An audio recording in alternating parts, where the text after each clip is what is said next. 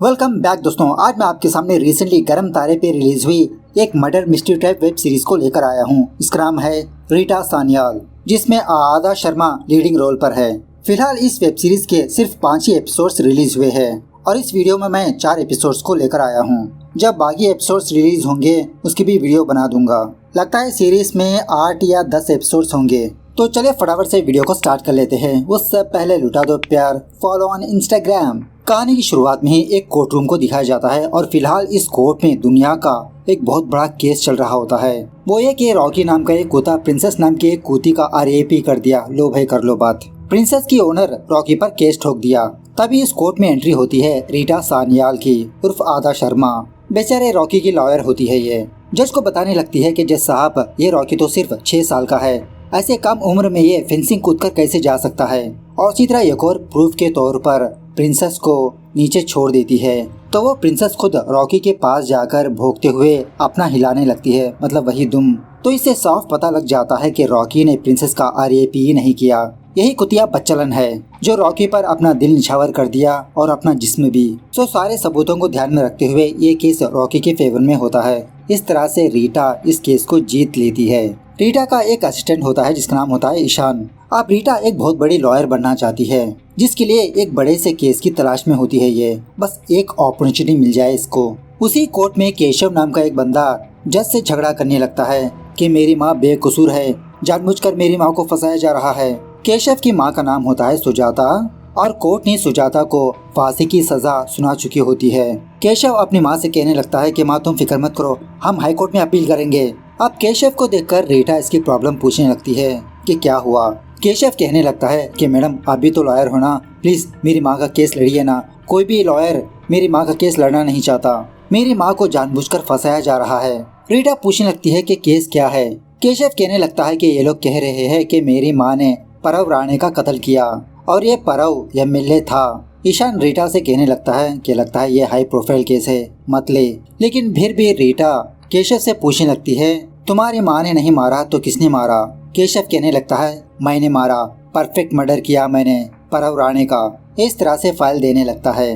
दूसरे सीन में रीटा और उसकी माँ किसी कैफे पर आते हैं और रीटा सुजाता की केस की फाइल स्टडी कर रही होती है। इसकी माँ इसको डांटने लगती है, तुम्हें पता है ना आज पापा का बर्थडे है, चलो सेलिब्रेट करते हैं। रीटा गुस्से में कहने लगती है कि माँ पापा अब हमारे बीच नहीं रहे, काहे का सेलिब्रेशन।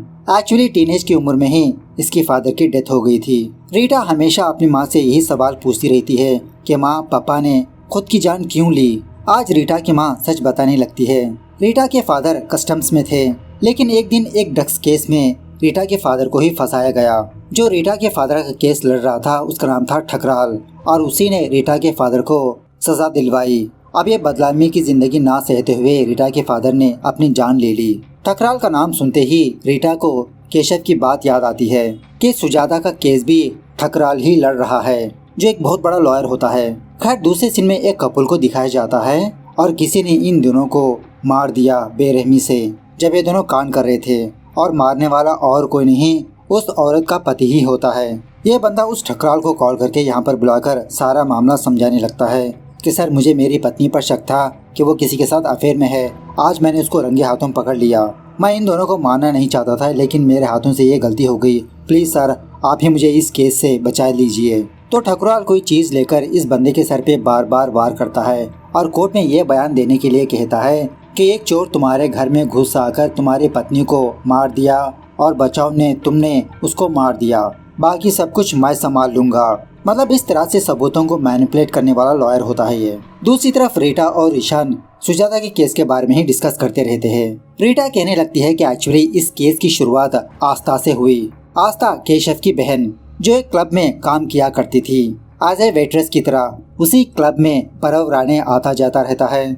एक दिन परव आस्था को अपने पास बुलाकर उसके कान में कुछ कहा, कुछ गंदी बातें कही। आस्था को गुस्सा आकर सारे लोगों के सामने परव को एक छापड़ मार दिया। अब परव राणे को बहुत गुस्सा आने लगा। सारे लोगों के सामने इसकी इज्जत ही चली गई। सो कुछ दिनों के बाद आस्था की लाश पाई गई, किसी ने उसको मार दिया। अब केशव ने परव राणे पर केस ठोक दिया।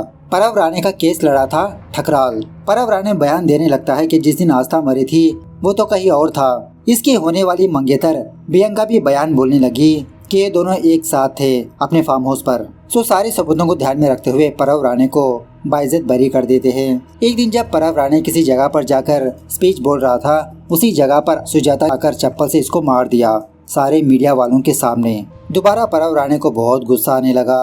इस हादसे के कुछ दिनों के बाद ही परव राणे की लाश पाई गई उसके फार्म हाउस में। क्राइम स्पॉट पर सुजाता के खिलाफ कुछ सबूत पाए गए, जैसे उस चप्पल के निशान, इनहेलर। इन्हीं सबूतों के बलबूते पर सुजाता को अरेस्ट कर लिया गया। ठकुराल ने सुजाता को सजा दिलवाई। ईशान पूछने लगता है कि केशव का कहना है कि उसने परव राणे को मारा, लेकिन सुजाता के सबूत वहां पर कैसे आए? रीटा कहने लगती है केशव ये सारी बातें हमें तब बताएगा जब हम उस केस को लड़ेंगे। चलो हम पहले इन्वेस्टिगेशन ऑफिसर से मिलते हैं। इस तरह से ये दोनों जयवर्धन नाम के एक पुलिस वाले के पास जाते हैं। अब जय जब रीटा को देखता है तो उसको पहली नजर में ही प्यार होने लगता है। खैर रीटा केस के बारे में पूछने लगती है।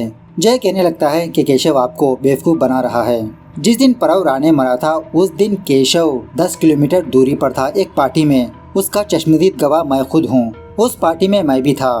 केशव तो अपनी माँ को बचाने के लिए ऐसा झूठ बोल रहा है। और इसी तरह कोर्ट में केशव का ये कहना होता है कि इसने परफेक्ट मर्डर किया और सारे सबूतों को डिस्ट्रॉय कर दिया।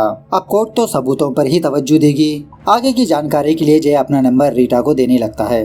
खैर दूसरे सीन में एक स्कूल गर्ल को दिखाया जाता है जो अपने मुंह में लॉलीपॉप रखकर शायद स्कूल जाती रहती है। तभी कुछ चोर आकर इसकी बैग को चुरा ले भागते हैं। वो सारे चोर किसी जगह पर आकर इसकी बैग को चेक करने लगते हैं, लेकिन तभी इनके पास वो स्कूल गर्ल आती है और जैसा लगता है कि ये बंदी तो ब्रूस ली की बहन है। सारे लोगों के साथ जबरदस्त तरीके से फाइट करने लगती है और वो भी कुंफू स्टाइल में। इसका नाम होता है जी। हाँ आपने सही सुना, जी। सिर्फ दिखने में मासूम होती है। इस तरफ बेचारा केशव अपनी माँ और अपनी बहन को याद करके बहुत फील होते रहता है। तभी केशव की घर की घंटी बजने लगती है। जब दरवाजा ओपन करता है तो बाहर जी खड़ी होती है अपने चेहरे पर मास्क लगाए हुए।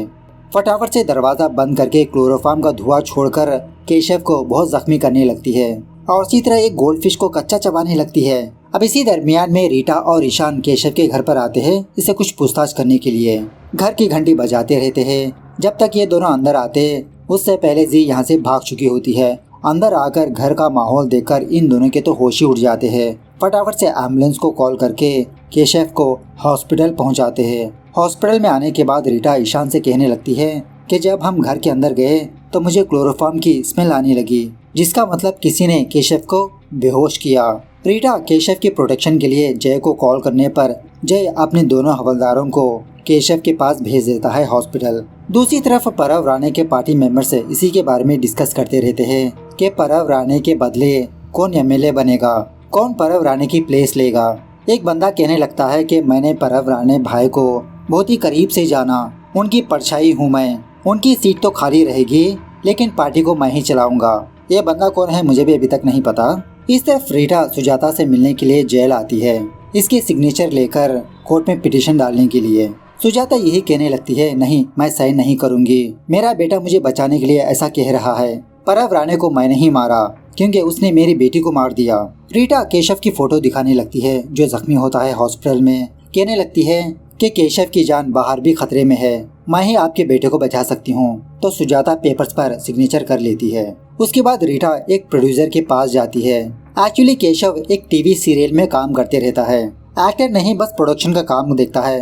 ये प्रोड्यूसर रीटा से कहने लगता है कि कुछ दिनों पहले मैंने केशव को डांटा था क्योंकि उसने कुछ कॉस्ट्यूम्स को चुरा ले गया और इसी तरह ढंग से काम पर भी नहीं आता था। उसके बाद रीटा और ईशान हॉस्पिटल पर जाते हैं। वहाँ पर ऑलरेडी जय और कॉन्स्टेबल्स होते हैं। जय रीटा से यही कहने लगता है कि शायद केशव का एक्सीडेंट हुआ होगा। अब इसी बातों के दरमियान में वो जी बंदी इस हॉस्पिटल में आकर एक नर्स का ड्रेस पहनकर केशव के पास जाकर उसके सलाइन में कुछ दवाई मिला देती है। जी कमरे से जाने के बाद केशव बेचारा बहुत तड़पने लगता है। तभी रीटा को ये याद आता है कि अभी थोड़ी देर पहले एक नर्स इस कमरे में आई थी। फटाफट से उस नर्स को फॉलो करने लगती है।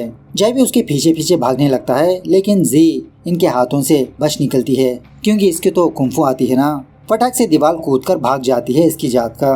वापस केशव के पास आने पर डॉक्टर इसको बचा लेता है और एक्चुअली जब जी यहाँ से भाग रही थी तो इसके पॉकेट से एक दवाई नीचे गिर गई थी। डॉक्टर कहने लगता है कि अच्छा हुआ आपके पास ये पॉइजन मिल गया, मैं सही टाइम पर एंटीडोट दे दिया, और वैसे ये दवाई इतना आसानी से नहीं मिलती। दूसरी तरफ वो लड़की जी किसी बंदे से कार में कांड करते हुए इसको मार देती है, और वो भी बहुत ही बेरहमी के साथ इसके होंठ और इसकी जीभ काट के। इस तरफ रीटा और ईशान दोबारा इसी केस के बारे में सोचते रहते हैं। अगर केशव ने परव राणे को मारा तो कैसे मारा? जब परव राणे मरा था वो तो 10 किलोमीटर की दूरी पर था। और एक और बात यह है कि केशव परव राणे को फॉलो कर रहा था। जहाँ जहाँ पर परव राणे जाता था केशव का लोकेशन भी वहीं पर था। तो रीटा और ईशान चोरी चुपके परव राणे के फार्म हाउस पर जाते हैं सबूतों को ढूंढने के लिए, लेकिन वहाँ पर ऑलरेडी 2 जबरदस्त कड़क बॉडीगार्ड्स होते हैं। रीटा मैनेज करने की कोशिश करने लगती है, लेकिन कुछ भी वर्कआउट नहीं होता। वो दोनों बॉडीगार्ड इन दोनों को घर से दफा कर देते हैं। उसी वक्त वो प्रोड्यूसर रीटा को कुछ फोटोग्राफ सेंड करने लगता है कि केशव ने कौन सी चीजें प्रोडक्शन से चुराई। वही कॉस्ट्यूम के सामान। रीटा ये सारे कॉस्ट्यूम्स केशव के फोटो को चिपकाने पर केशव अलग ही कैरेक्टर में नजर आता है। ये देखकर रीटा को भी एक जबरदस्त आइडिया आता है। फटाफट से एक कॉस्ट्यूम डिजाइनर के पास जाकर अपना हुलिया ही बदल लेती है। हरियाणा वाली बनकर दोबारा परव के फार्म हाउस पर जाती है। उन दोनों बॉडीगार्ड से कहने लगती है कि मैं तो हरियाणा से आई हूँ, आज मेरा पहला दिन है एज ए रिपोर्टर की तरह, प्लीज इस केस के बारे में कुछ डिटेल्स बता दो ना। वो 2 बॉडीगार्ड्स कहने लगते हैं कि जब जब परव राणे अपने फार्म हाउस पर आता है अकेले टाइम बिताने के लिए, अंदर क्या करता है हमें नहीं पता। मर्डर वाले दिन भी आया था। केशव की फोटो दिखाकर पूछने लगती है, क्या तुम दोनों ने इस बंदे को कहीं पर देखा था? वो दोनों कहने लगते हैं नहीं। बाद में रीटा इन दोनों को केशव की एडिट वाली फोटो दिखाने लगती है। क्या आप इस बंदे को जानते हो? ये दोनों कहने लगते हैं, अरे ये तो हमारे डायरेक्टर भाई साहब है। मतलब कुछ दिनों पहले केशव अपना हुलिया बदल कर इन दोनों बॉडीगार्ड्स के पास आकर इन दोनों को अपने फिल्म में लेने की बात कही। सैटरडे के दिन ऑडिशन पर बुलाया, लेकिन हर सैटरडे तो परव राणे अपने फार्म हाउस पर आता है। इन दोनों ने मना कर दिया, जिस वजह से वो डायरेक्टर मतलब केशव खुद इन दोनों के पास आकर इनका ऑडिशन लिया। ये दोनों कहने लगते हैं कि अगर रॉकेट राणा होता तो परव राणे का कत्ल नहीं होता। ये रॉकेट राणा और कोई नहीं परव राणे का कोता होता है। रीटा पूछने लगती है कि ये रॉकेट राणे को क्या हुआ। ये दोनों बॉडीगार्ड्स कहने लगते हैं कि एक दिन परव राणे और उसकी मंगेतर रॉकेट राणे के साथ वॉक पर गए थे, लेकिन सडनली रॉकेट राणा एक गाड़ी के नीचे आ गया, उसका एक्सीडेंट हो गया। बियंका ने उसकी रील भी बनाई। इस तरह से वो रील रीटा को दिखाने लगते हैं। दूसरी तरफ जेल में बेचारी सुजाता बहुत रो रही होती है। एक लेडी कांस्टेबल सुजाता के पास आकर कहने लगती है कि मत रो, बाकी लोग जाग जाएंगे। मरने से पहले तुम्हारी आखिरी ख्वाहिश क्या है? मैं पूरा करने की कोशिश करूंगी। तो सुजाता कहने लगती है कि मुझे मेरे बेटे से मिलना है, उसका इंतजाम करवा दो ना प्लीज। रीटा अपने फादर का चेस बोर्ड लेकर अपने फादर को ही याद करती रहती है। इसको अपने फादर की बातें याद आने लगती है कि जब सारे रास्ते बंद हो जाए तो चेस में दूसरों की नजरों से देखना होगा, तभी हमें एक रास्ता मिलेगा। जिंदगी भी एक चेस ही की तरह है, अगर कहीं पर फंस जाओ तो दूसरे पर्सपेक्टिव व्यू से देखना होगा। तो इसी बात को ध्यान में रखते हुए उसी रात रीटा और ईशान चोरी चुपके केशव के घर में घुस जाते हैं। इस केस को केशव के एंगल से देखने के लिए सारे घर की तलाशी लेने लगते हैं। बहुत ढूंढने के बाद केशव के बेडरूम में उसका लैपटॉप मिलता है। ओपन करके ब्राउजिंग हिस्ट्री चेक करने पर यह पता चलता है कि केशव ने ऑनलाइन में काफी सारा सामान खरीदा और अपने ही सीरियल के एपिसोड्स देख रहा था। स्पेशली एक एपिसोड बार बार देख रहा था। वो एक क्राइम प्रोग्राम होता है। तो रीटा और ईशान भी इसी एपिसोड को देखने लगते हैं। देखते देखते इन दोनों को नींद आने लगती है। यहीं पर हमको ये बात पता चलती है कि ईशान रीटा को लाइक करता है, लेकिन रीटा तो ईशान को अपना अच्छा दोस्त मान रही होती है। खैर एपिसोड देखते समय एपिसोड में गोली की फायर की आवाज सुनने पर रीटा की नींद खुल जाती है और ईशान से कहने लगती है, अरे इस तरह से केशव ने परव राणे का कत्ल किया, द परफेक्ट मर्डर। उसके बाद रीटा भी कुछ सामान को खरीदने लगती है, जैसे इनविजिबल स्टिंग, टॉय गन जो फिल्मों में इस्तेमाल होता है। ऐसे ही कुछ सामान केशव ने भी ऑर्डर किया था ऑनलाइन से। केशव ने परव राणा को तो जरूर मारा, लेकिन फिजिकली नहीं, कुछ और तरीके से। जय ने कहा था कि केशव ने उस रात एक पार्टी में था ना, उस पार्टी से और परव राणे के फार्म हाउस से 10 किलोमीटर की दूरी है। सो उसी रात के समय केशव दोबारा परव राणे के फार्म हाउस पर जाकर सारे सबूतों को मिटाया होगा, कहीं पर डाल दिया होगा उसने। इस तरह से रीटा, ईशान, जय उस हाईवे का सीसीटीवी फुटेजेस चेक करने लगते हैं। फुटेज में ये नजर आता है कि केशव एक बार इस तरफ से गया, जब दोबारा उस तरफ जा रहा था तो इसकी पैंट भीगी थी। जयवर्धन कहने लगता है कि इस रास्ते में एक नदी पड़ती है, तो उस नदी के पास जाने का डिसाइड करते हैं। जयवर्धन रीटा को अपनी कार में इनवाइट करने लगता है कि अगर हम पुलिस की गाड़ी से चलेंगे तो फास्ट चले जाएंगे, लेकिन बीच रास्ते में इसकी गाड़ी की टायर पंचर हो जाती है। अब यही मौके का फायदा उठाकर जय रीटा से उसकी पर्सनल लाइफ के बारे में पूछते रहता है, लेकिन रीटा जय पर इंटरेस्ट नहीं होती। उसके बाद ये तीनों उस नदी के पास पहुंच जाते हैं। यहाँ पर ईशान और जय रीटा को पटाने के चक्कर में होते हैं। खैर अब रीटा का ये मानना होता है कि केशव ने अपने सबूतों को इसी नदी में बहा दिया होगा। सो मेटल डिटेक्टर मंगवाकर ईशान उस नदी में जाने लगता है। उस नदी में बहुत तलाश करने पर इन लोगों को एक बैग मिलती है। उस बैग में तलाश करने पर कुछ सामान होते हैं और उसी तरह एक गन भी होती है। सो रीटा को समझ में आ जाता है कि केशव ने इसी गन से परव राणे को मारा। जैसे कहने लगती है कि आप फटाफट से इसकी बैलिस्टिक रिपोर्ट मंगवाइए ना।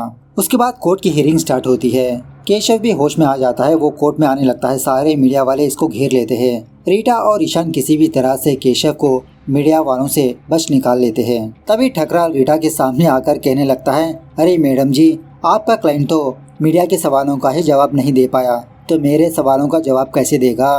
ठकराल को देखकर रीटा को अपने फादर के बारे में ही याद आता है। खैर उसके बाद कोर्ट में सुनवाई स्टार्ट होती है।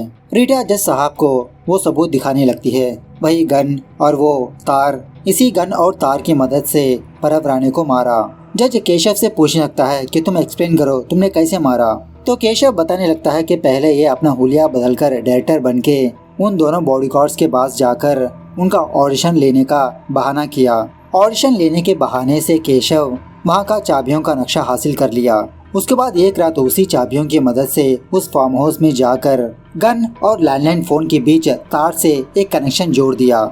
जब परव राणे लैंडलाइन फोन को पिक करेगा तो वो गन फायर होगी, जिसकी वजह से परव राणे की मौत हो जाएगी। मतलब ऐसा सेटअप बनाया होता है केशव ने। उसके बाद केशव अपने पार्टी पर चला गया। केशव जानबूझ के जय से मुलाकात की, उससे बात की। जय भी उस पार्टी में आया था। उसके बाद केशव परव राणे के लैंडलाइन फोन को कॉल करता है। जब फोन पिक करता है तो परव राणे की मौत हो जाती है। यह सुनने के बाद ठकराल कहने लगता है कि जज साहब, यह क्या फिजूल की कहानी है। जैसा लगता हो कि केशव ने अपने ही एपिसोड की कहानी सुना दी। रीटा जज साहब से परमिशन मांगने लगती है, क्या मैं एक गिलास पानी पी सकती हूँ। इस तरह से जब रीटा ग्लास को पिक करती है तो इसने जो टॉय वाली गन खरीदी थी ना, वो फायर होने लगती है। सारे लोग बहुत डर जाते हैं। रीटा समझाने लगती है कि जज साहब, डरने की कोई बात नहीं, मैंने इस गन का और तार का एक कनेक्शन जोड़ दिया। तो इसी तरह से केशव ने परव राणे को मारा। The perfect murder. अब इसी दरमियान में जय उस गन की बैलिस्टिक रिपोर्ट रीटा को लाकर देता है। सारे कोर्ट के सामने रीटा इस रिपोर्ट को पढ़ने लगती है और ये खुद शॉक में रह जाती है, क्योंकि जो बुलेट फायर हुई थी वो केशव के गन से फायर नहीं हुई, वो तो दूसरे गन की बुलेट थी। केशव ने इस गन को ब्लैक मार्केट से खरीदा था। ठकराल कहने लगता है कि जज साहब, मैंने ऑलरेडी कोर्ट को बता दिया था कि केशव अपनी माँ को बचाने के लिए ये इल्जाम अपने सर पर ले रहा है। केशव भी चीख के कहने लगता है कि नहीं जज साहब, मैंने ही परव राणे को मारा। तो इसी दरमियान में केशव की तबीयत बहुत बिगड़ने लगती है। उसी वक्त वो नीचे गिर जाता है और इसकी मौत भी हो जाती है। जैसा लगता हो कि इसकी बॉडी में जहर है। उसी वक्त वो लड़की जी रीटा को कॉल करके कहने लगती है कि इस बार तुम केशव को नहीं बचा पाई। उसी कोर्ट में वो लड़की जी होती है। बात ये थी कि जब सारे मीडिया वाले केशव को घेर लिया था तो इसी दरमियान में इसको इंजेक्शन डाल दिया।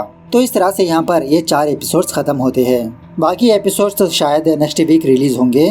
तो मिलते हैं नेक्स्ट वीडियो में, तब तक take care, bye bye, see you soon.